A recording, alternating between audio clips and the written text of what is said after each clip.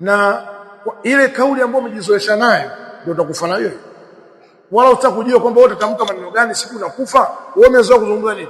Ndio hayo kabisa kabisa. Hayo ndio yatakutoka wewe. Sababu siku zote yale maneno yanakuwa automatic, yanatoka pap. Leo kuna mtu wewe kimshtua kwamba subhanallah, jua hilo ndo neno ambalo amelizoea.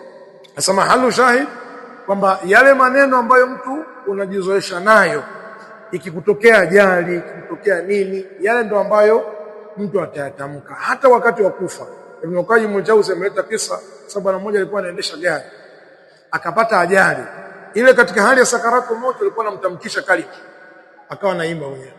Watu wanahangaika, la ilaha illallah, anamtamkisha kalima, yeye anaimba mziki wake ambao ameuzoea.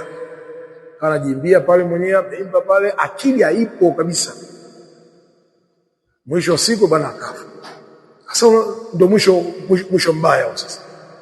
Na wewe vile vile, yani mimi, wewe, kile kitu ambacho umejizoesha wewe kukitamka, jua hicho ndio ambacho utafanya nini? Utakitamka mara ya mwisho. Siku unakufa sijui unafanyaje, ajali imetokea, basi ile neno litakutoka kusema umejizoesha nini, ndio swali hapo.